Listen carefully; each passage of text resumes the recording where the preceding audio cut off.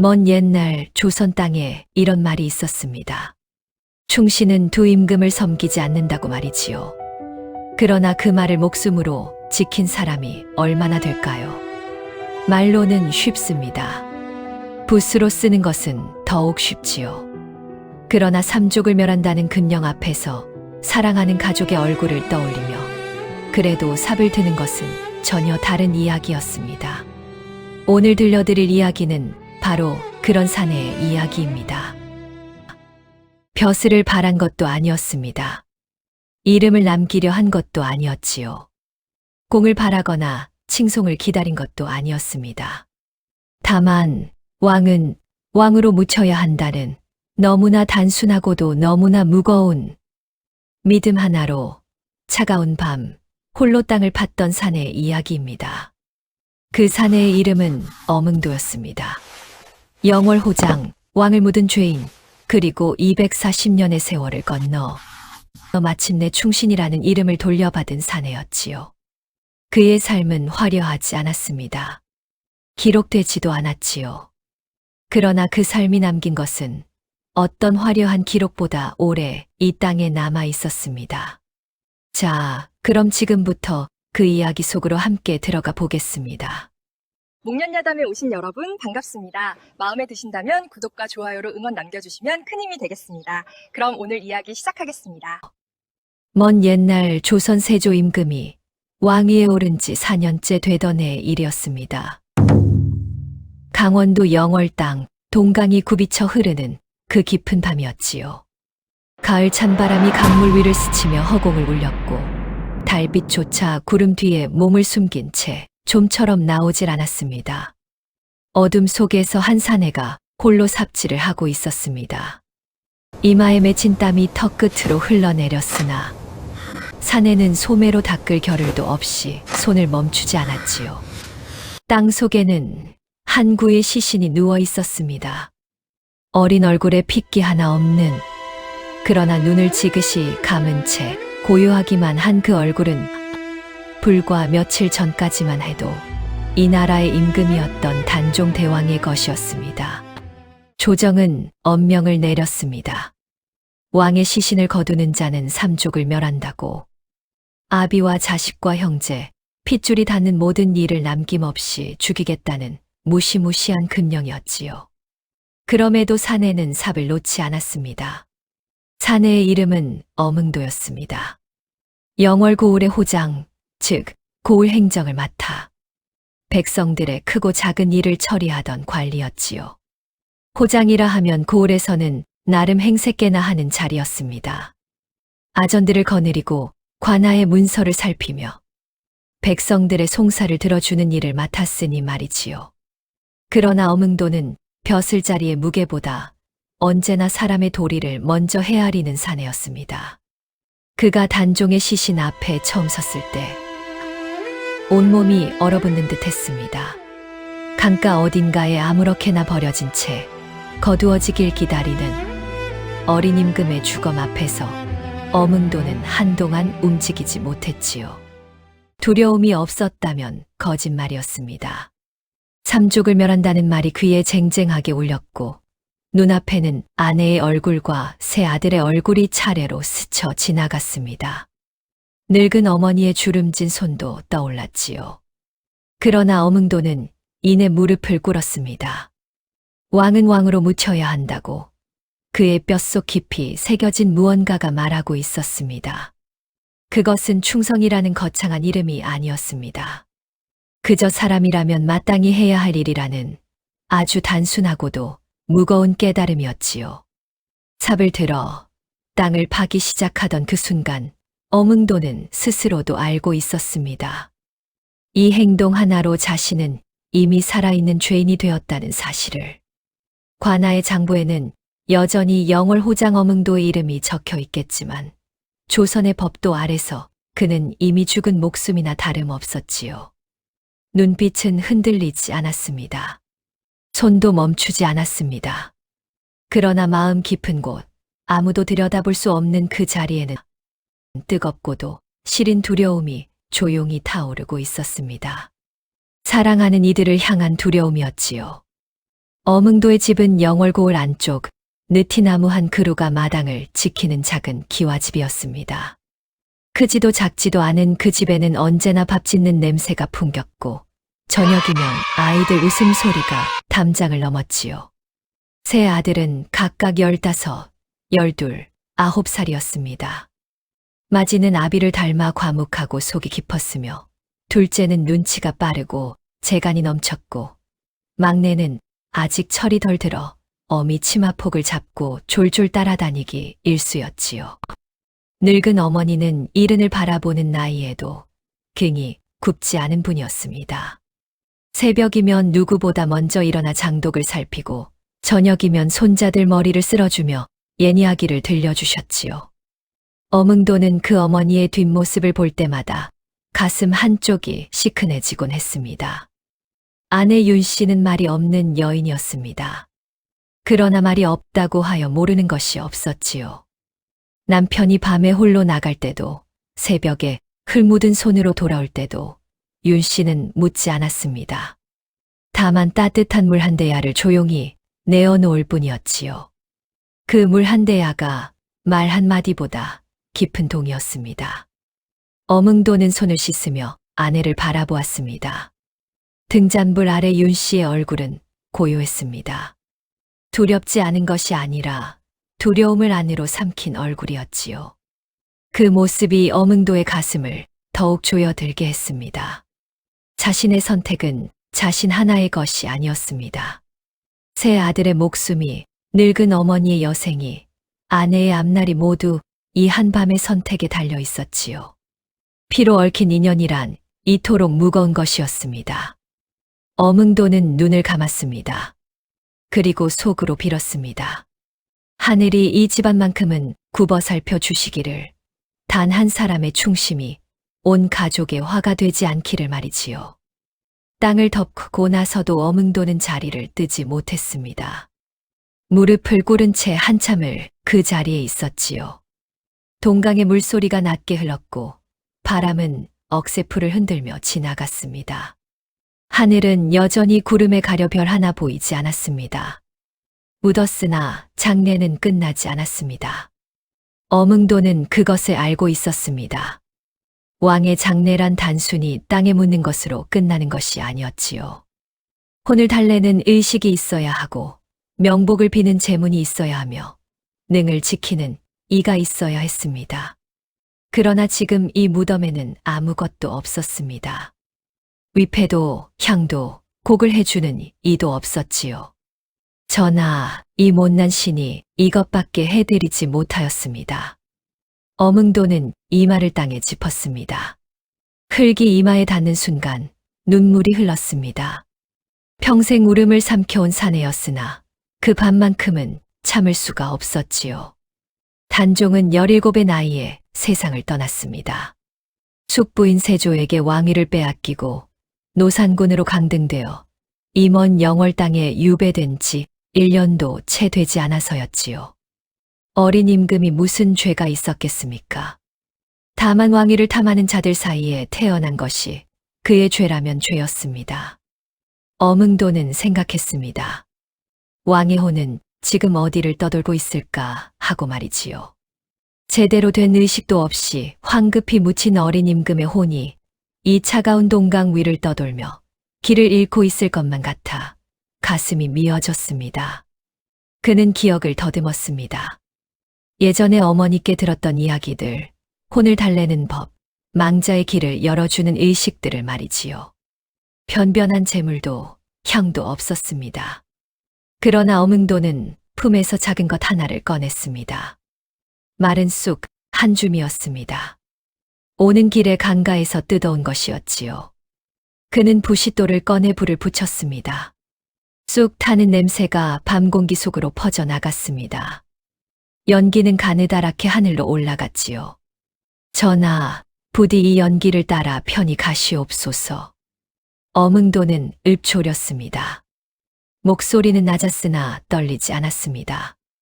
연기가 하늘로 오르는 것을 바라보며 그는 이것이 이 땅에서 단종을 위해 올려지는 유일한 제의라는 것을 알았지요.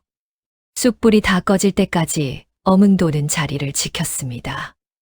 날이 밝아오기 시작할 무렵에야 비로소 몸을 일으켰지요. 그리고 다시 한번 무덤을 바라보았습니다. 장례는 끝나지 않았습니다. 그러나 그것이 끝나는 날은 어몽도가 살아있는 동안에는 오지 않을 것이었습니다. 집으로 돌아온 어몽도는 방 안으로 들어가 문을 닫았습니다. 아내도 어머니도 아이들도 아직 잠든 시각이었지요. 등잔에 불을 밝히고 그는 품속 깊이 손을 넣었습니다. 조심스럽게 꺼낸 것은 작은 천 조각이었습니다. 붉은 빛이 도는 비단이었으나 이미 흙과 핏자국으로 얼룩져 있었지요. 단종의 골룡포 자락이었습니다. 시신을 거두는 과정에서 찢겨 떨어진 것을 어몽도가 품에 넣어온 것이었습니다. 등잔불 아래 그것을 펼치자 희미하게 용의 발톱 무늬가 보였습니다. 왕만이 두를 수 있는 문양이었지요. 어몽도는 손끝으로 그 무늬를 가만히 짚었습니다. 차갑고 얇은 비단 위로 손가락이 떨렸습니다. 이것은 보통 물건이 아니었습니다. 왕의 기운이 서린 유품이었지요. 그러나 동시에 이것이 발각된다면 어몽도의 목숨뿐 아니라 온 집안이 단숨에 풍비박산날 증거물이기도 했습니다. 땅에 묻어야 하는가? 아니면 불에 태워야 하는가? 어몽도는 한참을 생각했습니다. 태우는 것은 차마 손이 가지 않았지요. 이 나라 어디에도 단종을 위한 것은 남아서는 안 된다는 세상에서 이 작은 천 조각만큼은 남아 있어야 할 것 같았습니다. 왕이 이 세상에 존재했다는 흔적, 그 한 조각만큼은 말이지요. 어몽도는 비단을 다시 조심스럽게 접었습니다. 그리고 방 안 깊숙한 곳, 마루 아래 숨겨둔 오래된 나무 함 속에 넣었지요. 그 위에 낡은 삼배 보자기를 덮고 다시 마루를 닫았습니다. 그러나 함을 닫는 순간에도 어몽도의 마음은 다치지 않았습니다. 이것이 또 다른 화를 부를 수도 있다는 것을 그는 누구보다 잘 알고 있었지요. 그럼에도 손은 나무 함 위에 잠시 머물렀습니다. 마치 그 안에 잠든 왕에게 마지막 인사를 건네는 것처럼 말이지요. 며칠이 지났습니다. 영월고 오른 겉으로는 여느 때와 다름없이 돌아갔습니다. 장터에는 사람들이 오갔고 아낙네들은 빨래를 했으며 아이들은 골목을 뛰어다녔지요. 그러나 어몽도의 눈에는 모든 것이 달라 보였습니다. 사람들의 눈빛 하나하나가 예사롭지 않게 느껴졌고 바람 소리 하나에도 귀가 쫑긋해졌습니다. 나무 함 속의 골룡포 자락이 자꾸 마음에 걸렸습니다. 그것을 그대로 간직하는 것은 위험했습니다. 관군이 들이닥쳐 집안을 뒤지는 날에는 그 작은 천 조각 하나로 모든 것이 끝날 수도 있었지요. 그렇다고 태우거나 버리는 것은 차마 할 수 없었습니다. 그렇다면 방법은 하나였습니다. 믿을 수 있는 누군가에게 맡기는 것이었지요. 어몽도는 며칠 밤을 뜬 눈으로 보내며 사람을 떠올렸습니다. 조정의 눈이 닿지 않는 곳에 있으면서도 단종의 억울함을 알고 그 뜻을 지킬 수 있는 사람이어야 했지요. 그러다 문득 한 사람이 떠올랐습니다. 김시습이었습니다. 그 이름이 떠오르는 순간 어몽도는 가슴 어딘가에서 무언가가 딱 맞아 떨어지는 느낌을 받았습니다. 김시습은 일찍이 신동으로 이름을 날리며 세종 임금의 총애를 받았던 선비였지요. 5살에 이미 시를 지었다 하여 조정 안팎에 그 이름이 자자했습니다. 그러나 수양대군이 어린 조카의 왕위를 빼앗았다는 소식을 듣던 날, 김시습은 읽던 책을 불살라 버렸다고 했습니다. 그리고 호련히 속세를 떠나 산속으로 들어가 버렸지요. 삭발을 하고 승복을 걸쳤으나 진정한 승려도 아니었고 산을 떠돌았으나 떠돌이도 아니었습니다. 세상이 그를 버린 것인지 그가 세상을 버린 것인지 알 수 없는 삶이었지요. 이것은 땅에 묻을 것이 아니다. 어몽도는 혼자 중얼거렸습니다. 나무함을 꺼내 골룡포 자락을 다시 품에 넣으며 그는 결단했습니다. 김시습을 찾아가야 했습니다. 두려움은 이미 며칠 전 동강가에 묻어두고 온 것이었으니까요. 어몽도가 길을 나선 것은 이른 새벽이었습니다. 아내에게는 인근 고을에 공무가 있다고만 했지요. 윤 씨는 아무 말 없이 보따리 하나를 싸주었습니다. 주먹밥 2덩이와 마른 포 몇 점이었습니다. 그것이 전부였으나 어몽도는 그 보따리를 받아드는 순간 목이 메었습니다. 산길은 험했습니다.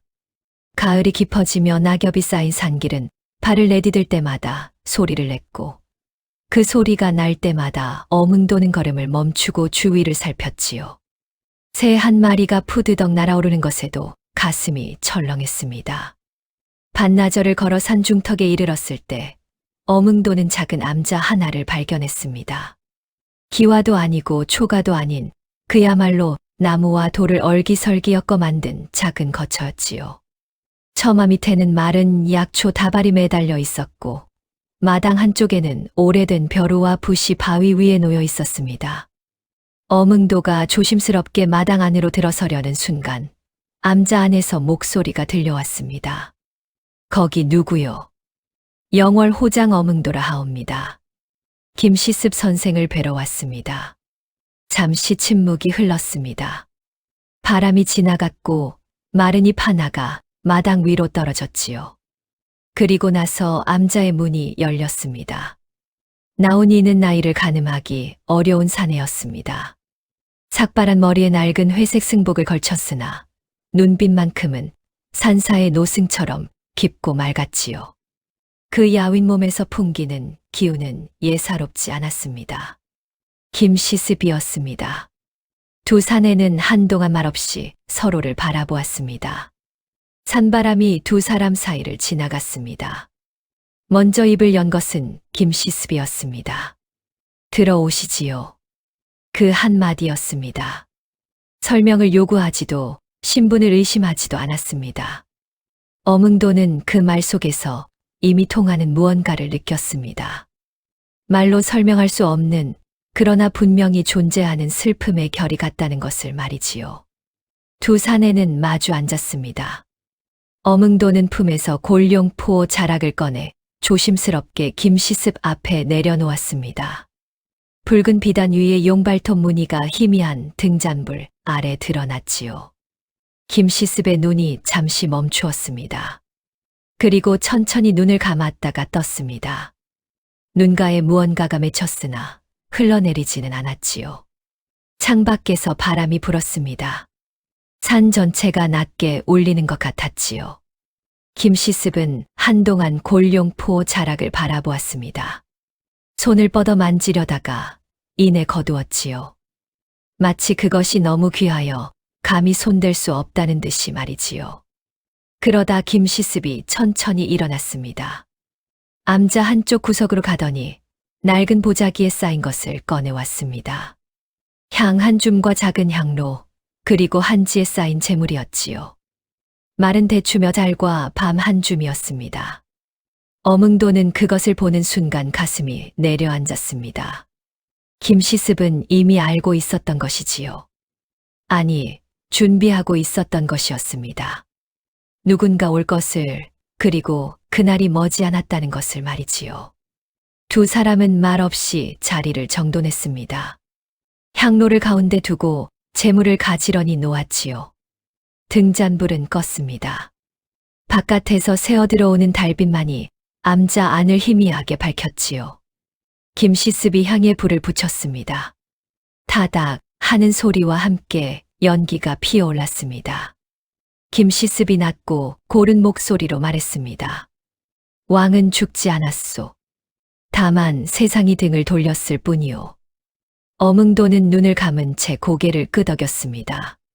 그 말이 위로인지 다짐인지 아니면 이 세상을 향한 조용한 항변인지 알 수 없었으나 가슴 깊은 곳에서 무언가가 울렸지요.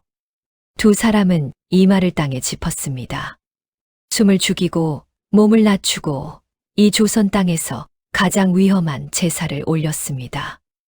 나라의 금령을 어기는 것이었고 발각되면 두 사람 모두 목숨을 부지할 수 없는 일이었지요.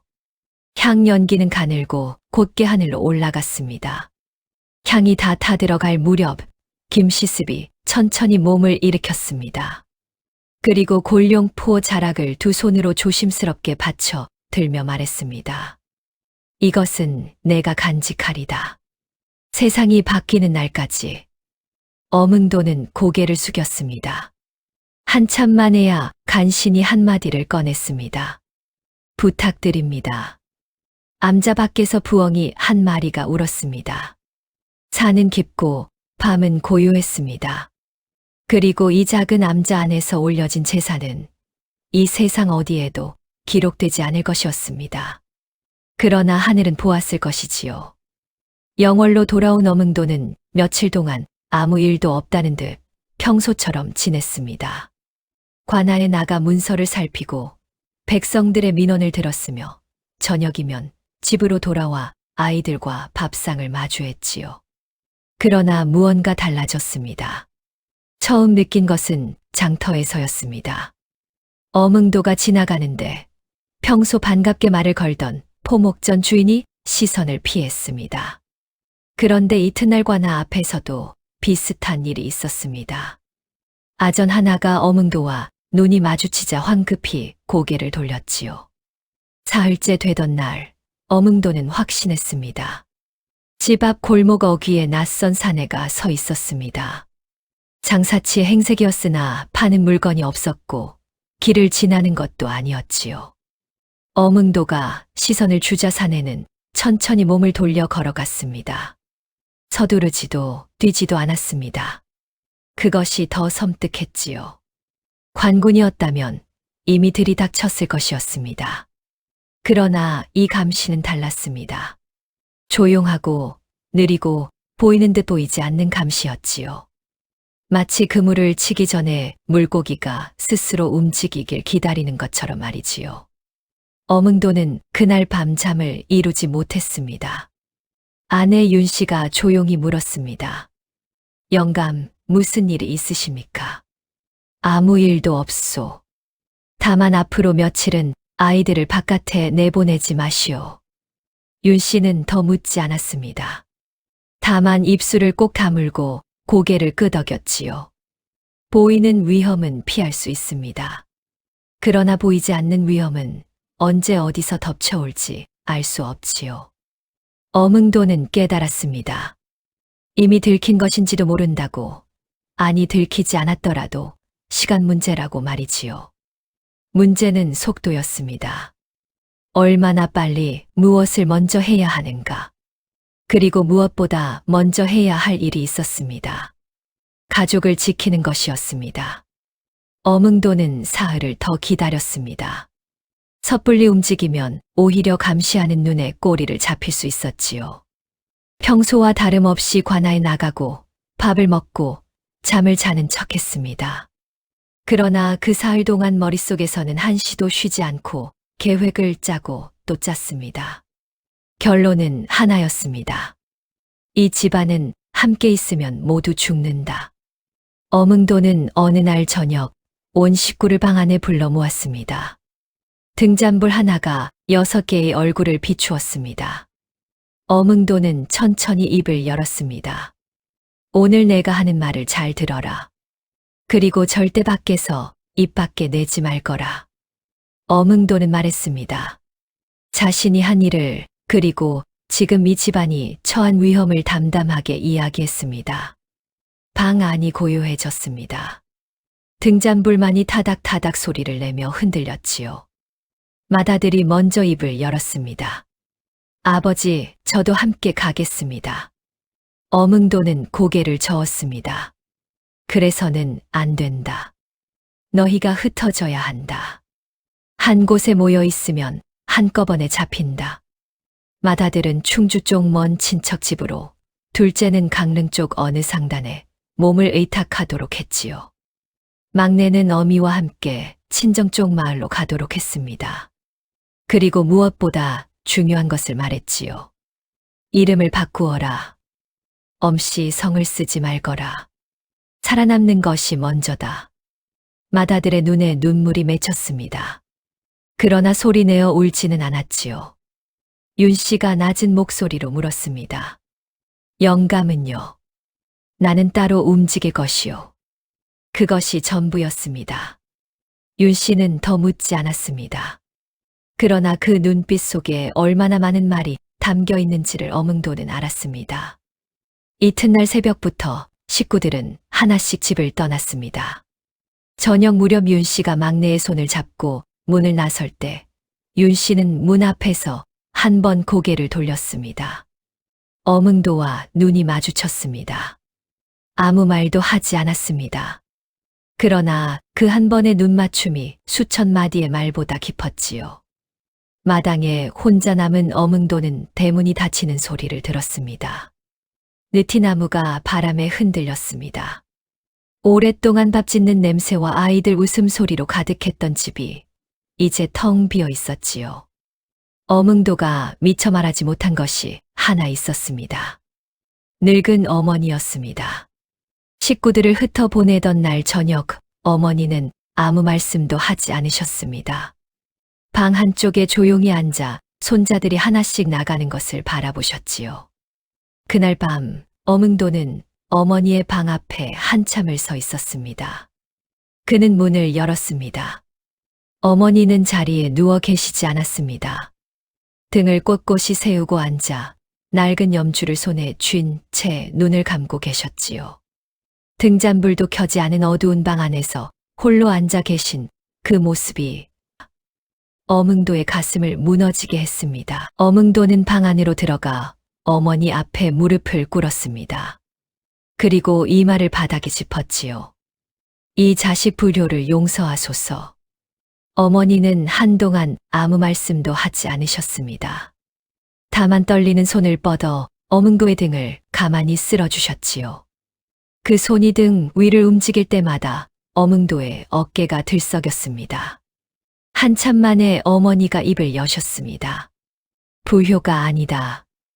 내가 한 일이 무엇인지 이 애미는 안다. 왕을 사람으로 묻어준 것이지 않느냐. 그것은 사람의 도리를 한 것이다. 다만 한 가지만 부탁하마. 말씀하소서 어머니.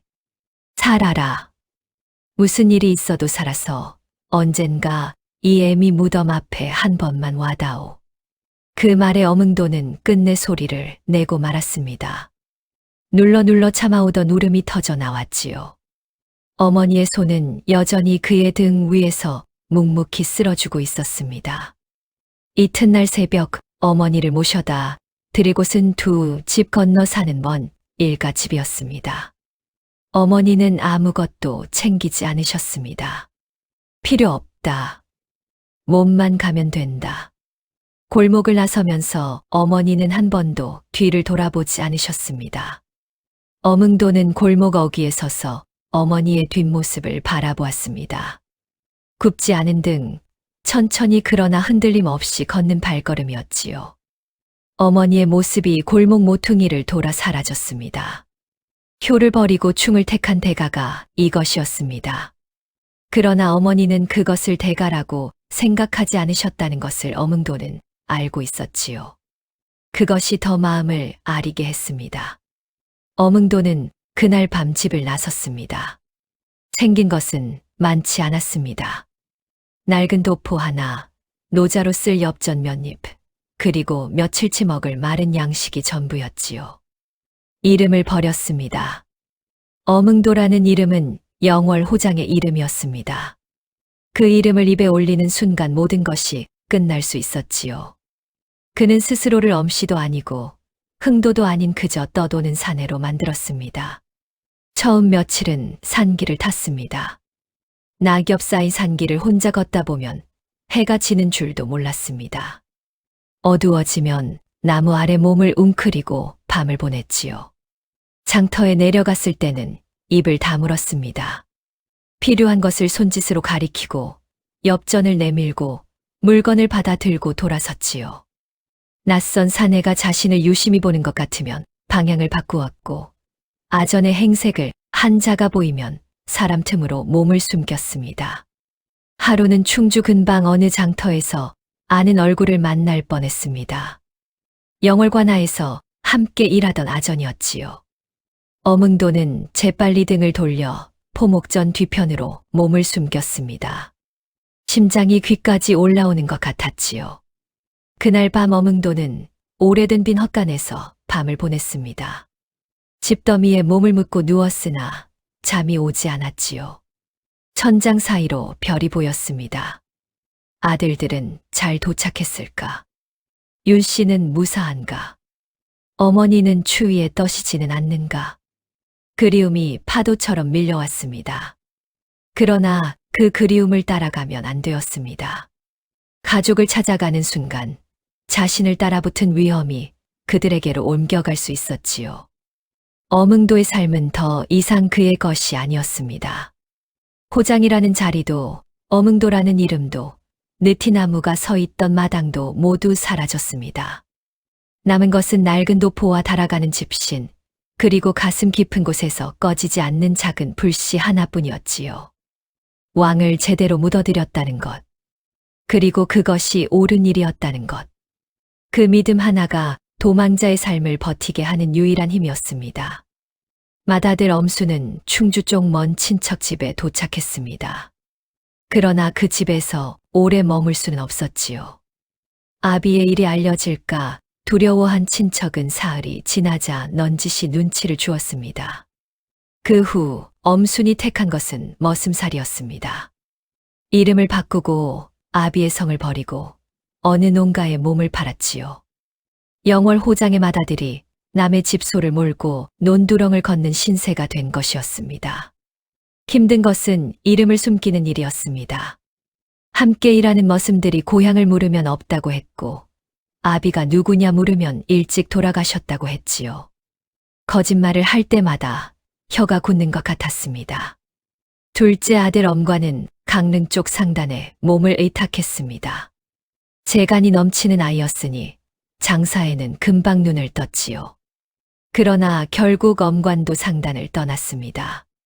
그 후로는 이 장터 저 장터를 떠돌며 잔심부름을 하거나 짐을 날랐지요. 막내는 어미 곁에 있었으나 그것이 꼭 다행이라고만 할 수는 없었습니다. 윤 씨는 친정 마을에 도착했으나 친정 식구들도 사정이 여의치 않았지요. 윤 씨는 삭바느질을 시작했습니다. 밤이 깊도록 바늘을 움직여 번 돈으로 막내를 먹이고 입혔지요. 막내는 아직 철이 없었습니다. 아비가 보고 싶다고 했지요. 어머니, 아버지는 언제 오세요? 곧 오신다. 조금만 기다리거라. 거짓말이었습니다. 그러나 그 거짓말이 아니면 막내의 눈에서 눈물이 그칠 것 같지 않았지요. 윤 씨는 막내가 잠든 후에야 혼자 소리 없이 울었습니다.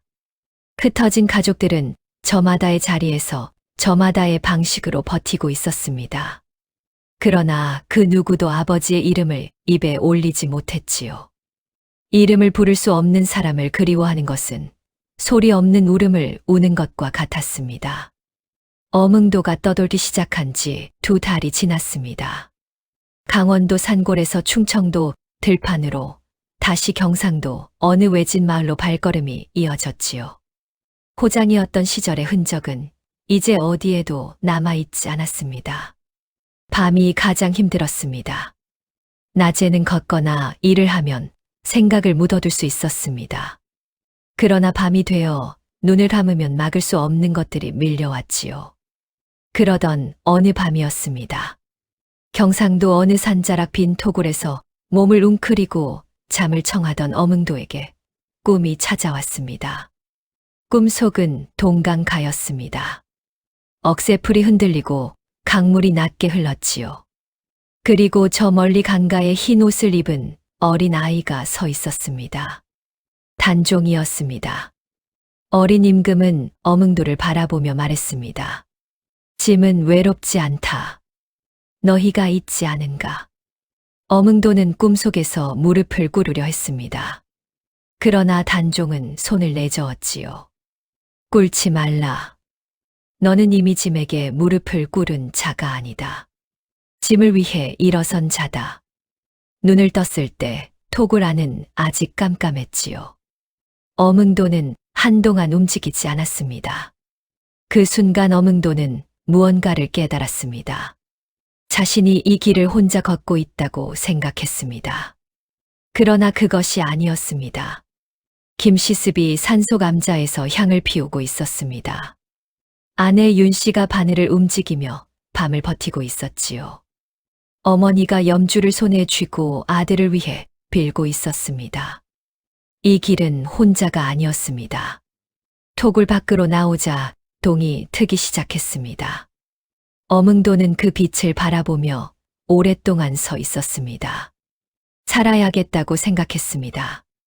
살아남는 것 자체가 이미 하나의 충심이었으니까요. 세월은 흘렀습니다. 그러나 세월이 흐른다고 하여 모든 것이 나아지는 것은 아니었습니다. 어몽도가 영월을 떠난 지 1년이 지나고 2년이 지나고 어느새 5년이 흘렀습니다. 그 사이 조선은 여전히 세조의 나라였고 단종의 이름은 여전히 입 밖에 낼 수 없는 것이었지요. 복권은 없었습니다. 어몽도는 기다렸습니다. 처음에는 곧 세상이 바뀔 것이라 믿었지요. 그러나 해가 바뀌고 또 바뀌어도 조정에서는 아무 소식이 없었습니다. 기다림이 길어지면 믿음도 닳기 마련이었습니다. 어몽도는 어느 해 겨울 경상도 어느 작은 마을 외딴 초가에 몸을 의탁하고 있었습니다. 낮에는 나무를 패고 물을 길어주며 밥값을 했습니다. 가족의 소식을 전혀 알 수 없다는 것, 그 무지가 때로는 고통보다 더 무거웠습니다. 어느 날 장터를 지나다 아이 웃음소리가 들렸습니다. 어몽도는 걸음을 멈추었지요. 막내의 웃음소리와 닮은 것 같았습니다. 고개를 돌려보니 어느 아낙네가 어린 사내아이의 손을 잡고 걸어가고 있었습니다. 전혀 모르는 아이였지요. 그는 점점 늙어가고 있었습니다. 머리카락에 흰 것이 섞이기 시작했고 아침에 일어나면 몸이 쉬이 펴지지 않았지요. 그러나 더 무서운 것은 몸이 늙는 것이 아니었습니다. 마음이 무뎌지는 것이었지요. 처음에는 단종의 무덤을 떠올리면 가슴이 뜨거워졌습니다. 그러나 5년의 세월이 그 등불을 조금씩 작게 만들었습니다. 그것이 가장 두려웠습니다. 어몽도는 헛간 벽에 등을 기대고 눈을 감았습니다. 그리고 일부러 기억했습니다. 동강의 물소리, 삽이 흙에 닿던 감촉, 무릎을 꿇고 올린 마지막 인사를 말이지요. 기억하는 것이 그가 할 수 있는 유일한 충심이었으니까요. 세조가 세상을 떠났습니다. 그리고 예종이 왕위에 올랐지요. 어몽도는 그 소식을 어느 주막 귀퉁이에서 들었습니다. 가슴이 이상하게 요동쳤지요. 기쁨인지 슬픔인지 안도인지 허탈함인지 알 수 없는 감정이 한꺼번에 밀려왔습니다. 그러나 세상은 크게 달라지지 않았습니다. 예종의 치세가 시작되었으나 단종에 대한 복권은 여전히 없었습니다. 권력이 바뀌어도 역사는 쉽게 바뀌지 않는다는 것을 어몽도는 그제야 온몸으로 깨달았습니다. 그 즈음 영월 쪽에서 떠돌아온 어느 선비가 어몽도를 알아보았습니다. 선비는 낮은 목소리로 말했습니다. 호장 어른, 이제 때가 되지 않았습니까? 어른이 하신 일을 알리면 조정에서도 모른 척할 수 없을 것입니다. 어몽도는 그 말을 듣고 한동안 아무 말도 하지 않았습니다. 그러나 천천히 고개를 저었습니다. 이 이름은 남기지 않겠소. 어찌 그리 말씀하십니까? 알기에 더욱 그렇소. 내 이름이 알려지는 순간 흩어진 가족들이 다시 위험해질 수 있소. 아직 세상이 충분히 바뀐 것이 아니오. 그것이 전부가 아니었습니다. 공을 드러내는 순간 그것은 이미 순수한 것이 아니게 된다는 것을 어몽도는 알고 있었지요. 왕을 묻던 그 밤 그는 공을 바라고 한 것이 아니었습니다. 다만 사람의 도리를 한 것이었지요. 그 순수한 만큼은 끝까지 지키고 싶었습니다. 공도 없이 이름도 없이 그러나 후회도 없이 그것으로 충분했습니다. 그로부터 얼마 지나지 않아 어몽도는 다시 쫓기는 신세가 되었습니다. 영월 쪽 선비와 만났던 것이 화근이었습니다. 며칠 후부터 다시 낯선 시선이 느껴지기 시작했습니다. 주막에서 밥을 먹는데 건너편 사내가 너무 오래 자신을 바라보고 있었고 장터를 걷는데 뒤에서 발소리가 따라붙는 것 같았지요. 어흥도는 즉시 그 마을을 떠났습니다. 이번에는 달랐습니다. 쫓아오는 속도가 빨랐습니다. 마치 오랫동안 기다려온 자들이 드디어 때가 왔다는 듯 움직이는 것 같았습니다. 어흥도는 산길로 접어들었습니다. 낮에는 숲을 속에 몸을 숨기고 밤에만 움직였지요. 먹지 못한 지 이틀이 지났습니다. 산에서 칡뿌리를 캐어 씹었으나 굶주린 배를 달래기에는 턱없이 부족했습니다. 사흘째 되던 날 밤이었습니다. 어흥도는 어느 깊은 산속 외딴 골짜기에서 발을 헛디뎠습니다. 어둠 속에서 돌뿌리에 걸려 비탈을 굴렀지요. 손으로 나뭇가지를 붙잡아 간신히 멈추었으나 무릎과 손바닥이 찢어졌습니다. 그러나 소리를 낼 수 없었지요. 어흥도는 이를 악물고 일어섰습니다. 다리가 말을 듣지 않았습니다. 한 발짝 내디딜 때마다 무릎에서 불이 나는 것 같았지요. 그러나 걸었습니다. 그때였습니다. 골짜기 아래쪽에서 횃불 빛이 보였습니다. 하나가 아니었습니다. 횃불이 움직이며 골짜기를 훑어 올라오고 있었습니다. 어흥도는 즉시 몸을 낮추어 숲을 속에 엎드렸습니다. 목소리가 들렸습니다. 이쪽으로 올라갔을 것이다. 흩어져서 찾아라. 관군이었습니다. 횃불의 수를 헤아려 보니 적어도 10은 넘어 보였습니다. 잡아들이라는 명령이 떨어진 것이었지요. 어흥도는 숨을 고르며 생각했습니다. 위로 더 올라가면 벼랑이었고 옆으로 가면 관군이 이미 막고 있을 가능성이 높았지요. 사방이 막힌 것이나 다름없었습니다. 그 순간 어흥도는 이상하게도 두려움이 사라지는 것을 느꼈습니다. 막상 그 순간이 닥치자 마음이 오히려 고요해졌습니다. 마치 오랫동안 들고 있던 무거운 짐을 내려놓기 직전에 그 순간처럼 말이지요. 어흥도는 숲을 속에서 몸을 웅크린 채 눈을 감았습니다.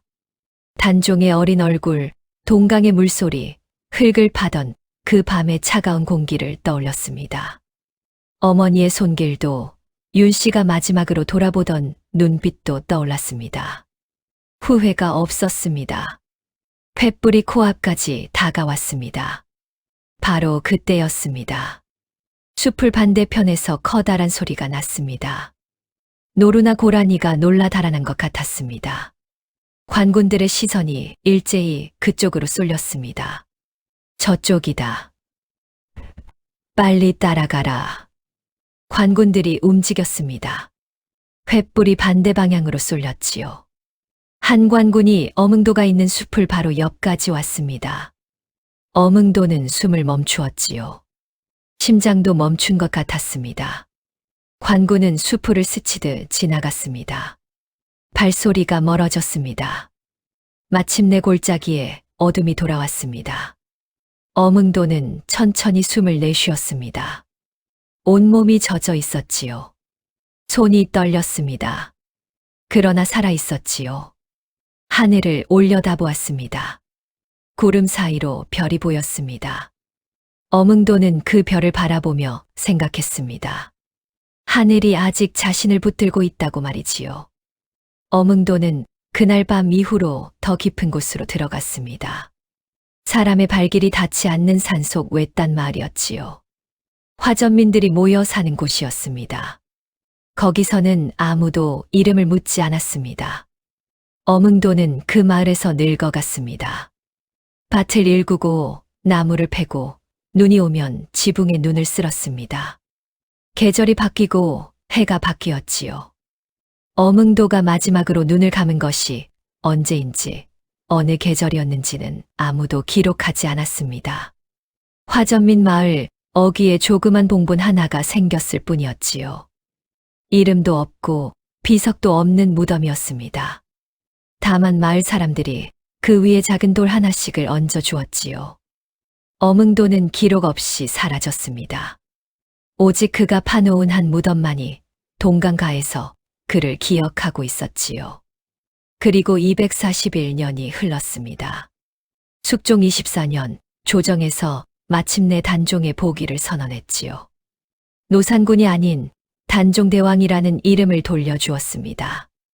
강등되었던 왕호가 240년 만에 제자리를 찾은 것이었지요. 영월 동강가의 그 무덤은 왕릉이 되었습니다. 장릉이라는 이름이 붙었지요.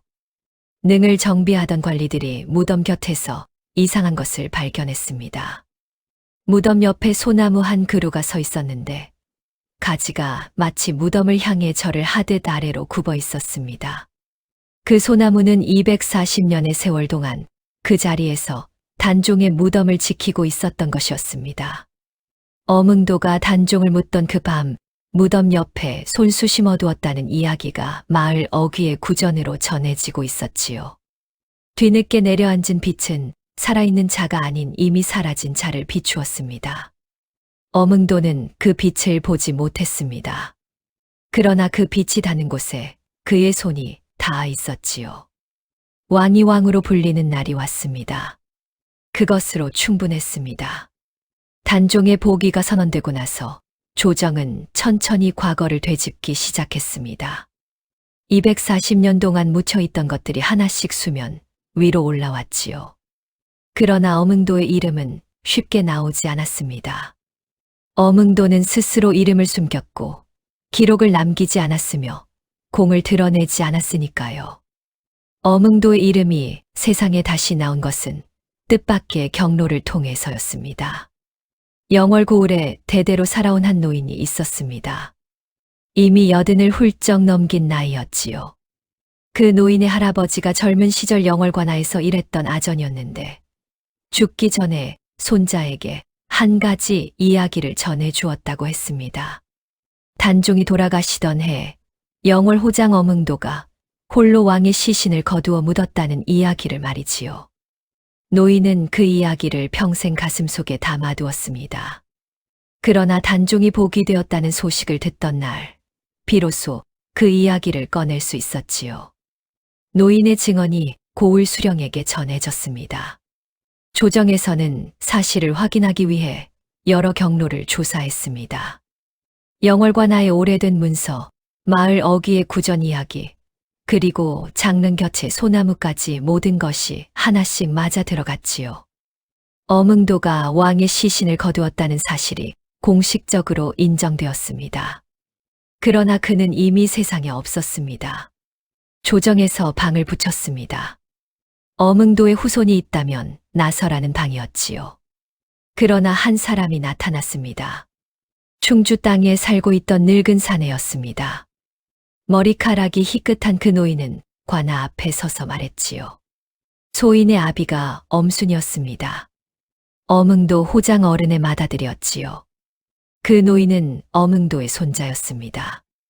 엄순은 이미 세상을 떠났지만 죽기 전에 아들에게 조부의 이야기를 전해주었다고 했지요. 평생 그 이름을 가슴에만 담아두고 살았다고 했습니다. 손자는 관아 앞에서 무릎을 꿇었습니다. 그리고 말했지요. 할아버지의 이름을 돌려주십시오. 그 한마디에 그 자리에 있던 이들이 숙연해졌습니다. 바람이 불어관아 앞 느티나무를 흔들었습니다. 낙엽 몇 장이 조용히 떨어졌지요. 이름은 그렇게 돌아왔습니다. 240년이 넘는 세월을 지나 땅 속에 묻혀있던 이름이 마침내 땅 위로 올라온 것이었지요. 어몽도의 이름이 조선의 기록에 오른 후 조정은 그에게 벼슬을 추증했습니다. 살아서는 도망자로 죽어서는 이름도 없이 사라진 사내에게 나라가 뒤늦게 고개를 숙인 것이었지요. 충주에서 올라온 손자는 그 교지를 두 손으로 받아들고 한동안 움직이지 못했습니다. 종이 위에 적힌 할아버지의 이름을 손끝으로 짚으며 소리 없이 오래 울었지요. 장릉 곁의 소나무는 여전히 무덤을 향해 굽어 있었습니다. 어몽도의 삶을 돌아보면 물음이 남습니다. 그의 선택은 옳았는가? 왕을 묻은 그 한 번의 행동으로 세 아들은 평생을 이름을 숨기고 살아야 했습니다. 맏아들 엄수는 머슴으로 일생을 마쳤고 둘째는 떠돌이로 생을 보냈지요. 아내 윤 씨는 삭바느질로 막내를 키우며 늙어갔고 늙은 어머니는 아들의 소식도 모른 채 눈을 감으셨을지 모릅니다. 한 사람의 충심이 온 가족의 삶을 바꾸어 놓았습니다. 쉽게 답할 수 없는 물음입니다. 어흥도 자신도 도망자의 긴 세월 동안 그 물음을 수없이 되새겼을 것이지요.